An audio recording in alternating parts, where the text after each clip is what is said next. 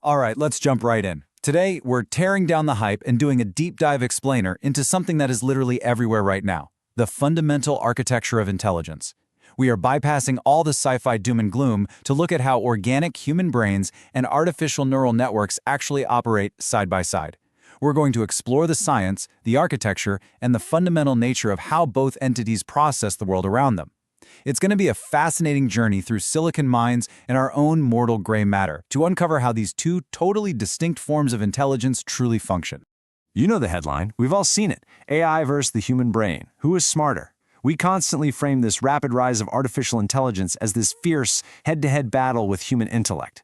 Naturally, we wonder if we're being replaced or outmatched, which really challenges our core assumptions about what intelligence even means. But honestly, viewing this as a simple contest of raw smarts misses the bigger picture entirely. To answer this question, or maybe to reframe it into something way more useful, we have to look under the hood and understand the mechanics driving both systems. Think about what is actually happening inside your head right now. When neuroscientists study human intelligence, they see this beautifully messy, deeply chaotic organic web.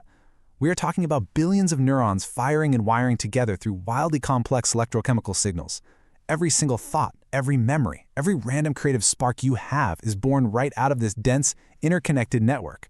It's a biological marvel, forged over millions of years to navigate a highly unpredictable physical world. It thrives not on perfect logic, but on messy, real-time feedback and continuous on-the-fly adaptation.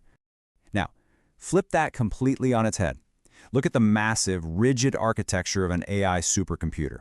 There's no organic biology here. It is all about sheer, mind-boggling scale. We're looking at systems custom-built to rapidly ingest unimaginable amounts of data, analyzing vast libraries of text and complex geometries in real time. They map statistical patterns at a speed organic matter simply cannot match. It's a digital powerhouse that scales in a completely different dimension, turning massive unstructured data sets into recognizable outputs in the literal blink of an eye.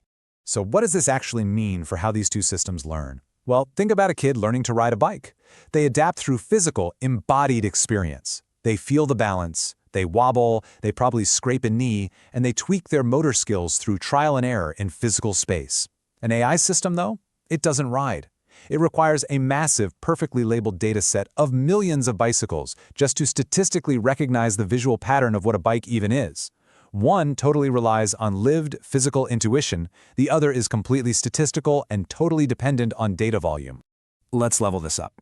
Imagine putting these two entirely different learning styles head-to-head in a complex game like chess. The differences become glaring instantly.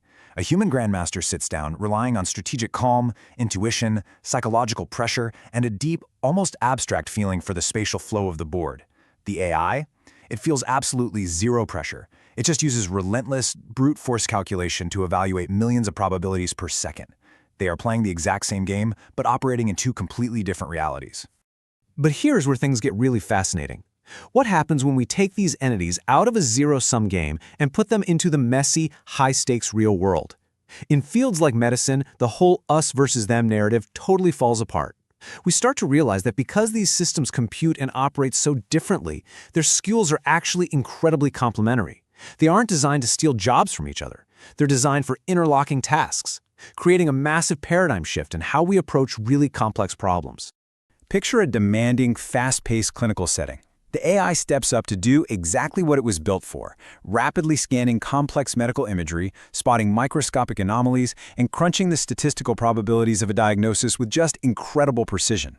And because the machine is doing that heavy analytical lifting, it frees up the human doctor to do what the machine absolutely cannot: look the patient in the eye, provide vital empathy, explain the subtle nuances of a treatment plan, and use deep contextual judgment. The tech handles the rigorous data, the human brings the emotional care. If we break down the core strengths of both sides impartially, a crystal-clear picture emerges. The human brain brings unmatched creativity, true emotion, and highly adaptable common sense to the table. AI, on the other hand, brings flawless consistency and massive scale pattern recognition. We definitely aren't declaring a winner here, because it's glaringly obvious that one is not a replacement for the other. What we actually have are two entirely different, highly specialized, and incredibly powerful toolsets. So, that whole us versus them idea, it's been a false dichotomy this entire time. The future of intelligence is absolutely not some zero-sum game of replacement. It's a partnership. We're looking at the ultimate synthesis of the human brain's adaptable, creative brilliance combined with the unyielding processing power of artificial intelligence. We are moving toward a reality where these two totally distinct architectures actually elevate one another. Which leads us with one incredibly important question to wrap up this explainer. Knowing these distinct strengths, how are we going to choose to collaborate with AI to actually amplify our own humanity? How do we consciously build a future where silicon minds and our own mortal gray matter don't just coexist, but thrive together, pushing the boundaries of what's possible? Give that some thought the next time you interact with an AI tool this week. Thank you so much for exploring this with me today. Keep questioning, keep learning, and keep looking for those brilliant synergies.